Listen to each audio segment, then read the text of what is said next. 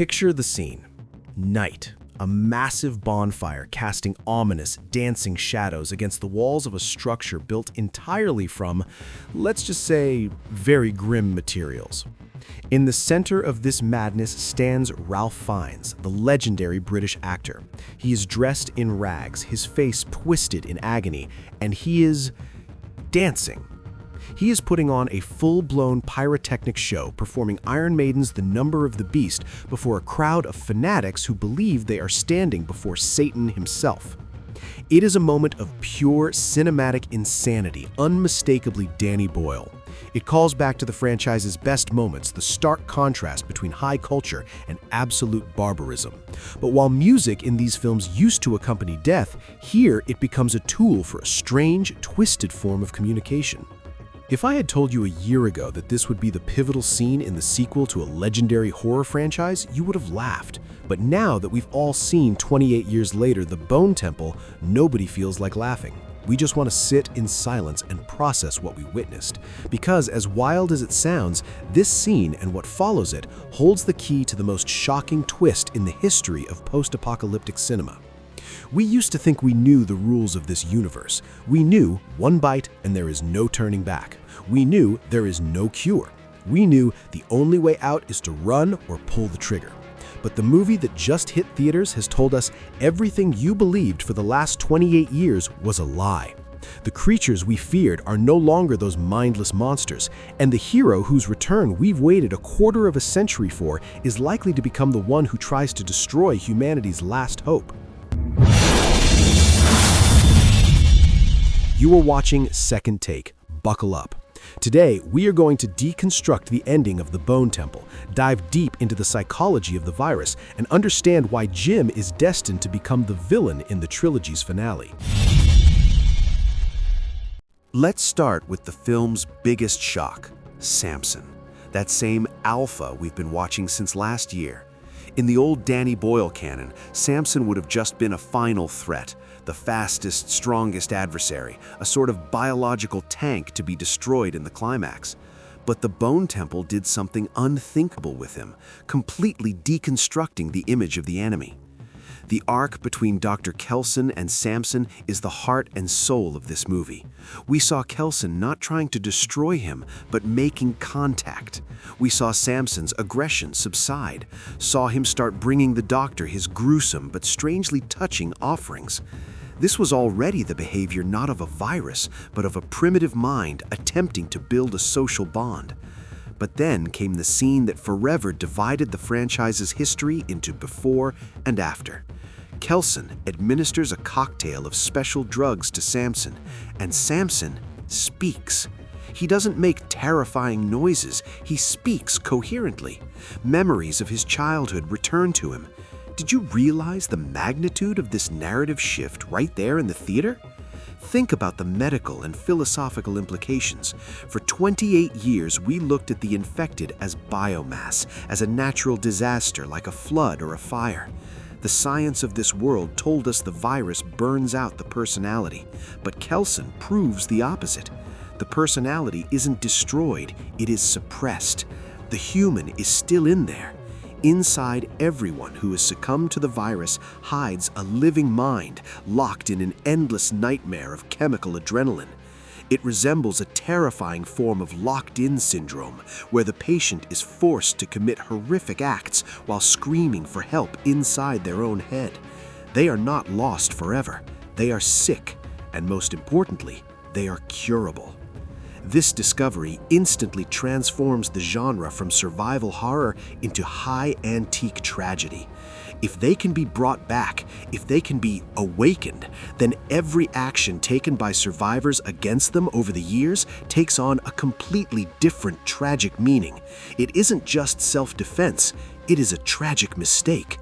It breaks the moral compass of the universe, forcing us to rethink every shot fired by the heroes across 3 movies. And it is this fracture that underlines the narrative arc of the Jimmy's gang. Let's dwell on them for a moment. This cult isn't just a plot device, it is a distorted mirror of what happens to humanity without history. They have lost touch with reality and built a mythology on scraps of pop culture and violence. we saw that these fanatics, worshipping power, are actually far greater monsters than those infected by the virus. And when Kelson puts on that performance to Iron Maiden, he isn't doing it for show. He is using the remnants of old-world culture to manipulate their mythological consciousness, trying to save his friends. The finale we witnessed is shocking in its symbolism. Kelson dies, but he doesn't die from the virus. He dies at the hands of a fanatic who refused to believe in science and chose blind faith in a false idol. And here comes the film's major visual twist. Samson finds the doctor's body. He doesn't attack. He shows no aggression. He picks the body up, cradles it, and carries it away. There is more grief in this gesture than we saw in any human character in this film. The one we considered a threat shows more humanity, gratitude, and compassion than the people populating this new world. It is a visual citation of classic art, a pietà, a lamentation, but the role of the grieving mother is played by a monster, and the role of Christ by the scientist who believed in him. Spike, our protagonist, and Jimmy Inc. see this. They leave the temple with new knowledge. They carry Kelson's legacy into the world, the truth that the war can be ended not by extermination, but by healing. It would seem like the setup for a happy ending. A cure has been found. The path to salvation is open. But here we arrive at the darkest and most interesting aspect of my theory, to what awaits us in the third movie based on the epilogue we just saw. Our channel is still very young, and your support is the only thing that allows us to continue searching for hidden meanings in beloved films. So if you enjoyed this analysis, please like and subscribe. In the very last scene, we're shown the person we've been waiting years to see, Jim. Cillian Murphy is back. He looks aged, hardened, with the stamp of lived years on his face. He is helping his daughter prepare for a history exam. It seems idyllic, but in the context of what we just learned, this scene takes on a sinister tone. Think about it. Who is Jim? Jim is a man who survived because he learned to be ruthless. In the first movie, he went from a confused guy in hospital pajamas to a hardened survivor capable of extreme brutality to protect his companions.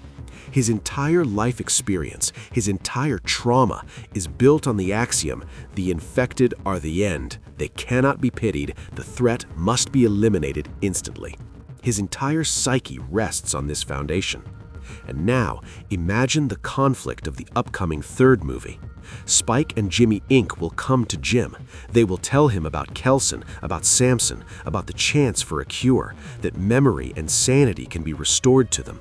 They, and likely we, the audience, will expect the legendary hero to lead this new crusade for salvation. But what will Jim do? My theory, which I'll call the unawakening theory, states Jim will say no. Why? Because Jim represents the old world, a world held together by fear, isolation, and rigid borders.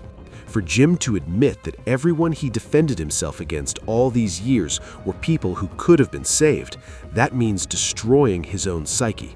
It's a sunk cost fallacy on a civilizational scale. If he admits Spike's truth, he has to admit that all the sacrifices were in vain, that he wasn't killing the dead, but the sick. Psychologically, it is easier for him to continue seeing them as enemies. His world will collapse if it turns out there was another way all along. Notice the detail. Jim is teaching his daughter history. He is clinging to a past that no longer exists. While Spike and the new generation look to a future where symbiosis or coexistence is possible, Jim will insist on total isolation. He will become a radical conservative, a guardian of the old order. Imagine this conflict in the trilogy's finale. A group of awakened led by Samson, who has perhaps become a sentient leader, a sort of Moses for his species, marches towards human settlements, not to attack, but to ask for help and medicine. And on the walls of these settlements stands Jim with a weapon, and he sees only targets. He sees a threat to his daughter, whom he swore to protect at any cost. Jim won't become an antagonist because he is inherently evil. He will become one because he is a tragic hero, stuck in time. It's a classic conflict. The hero of the First War cannot find his place in peacetime because he doesn't know how to trust. Cillian Murphy will play this role brilliantly, the role of a man who, out of love for his family and a paralyzing fear of the past, is ready to destroy humanity's chance for redemption. The scene in the Bone Temple led us to the idea that old methods and old heroes must fade away for the world to renew itself. Cillian sacrificed himself for knowledge, Samson became a symbol of change, and Jim might become the one who refuses to accept the miracle because it violates his order. Thus, the phrase, "they are no longer zombies," is the foundation for the conflict of the entire saga's finale. We will see a confrontation not between humans and the virus, but between two ideologies. Spike's ideology, memory heals, everyone deserves a chance, and Jim's ideology, history teaches that the fittest survive and risk is unacceptable. If this theory is correct, Alex Garland and Danny Boyle are preparing one of the most emotionally heavy endings in cinema history. We, the audience, will have to choose whose side we are on the side of the beloved hero whose hands are bloodied to protect his loved ones, or on the side of former monsters who, for the first time in 28 years, have found a voice and are asking for mercy. What will you choose? Are you ready to see Jim as the main obstacle to a new world? Or do you think Cillian was wrong and the risk is too great? After all, if Samson, carrying the doctor's body, is capable of attachment, then how are we, destroying each other over resources, any better than them? The universe of 28 years later has ceased to be a story about the survival of the body. It is now a story about the survival of humanity. And after watching the Bone Temple, the question of who has preserved more of it, people or those we called monsters, remains frighteningly open. Thank you for watching until the end. This was Second Take. Make sure to let me know in the comments how you liked the movie, and do you believe Cillian Murphy can play the role of an opponent to progress, or will Jim find the strength to change? See you in the next video.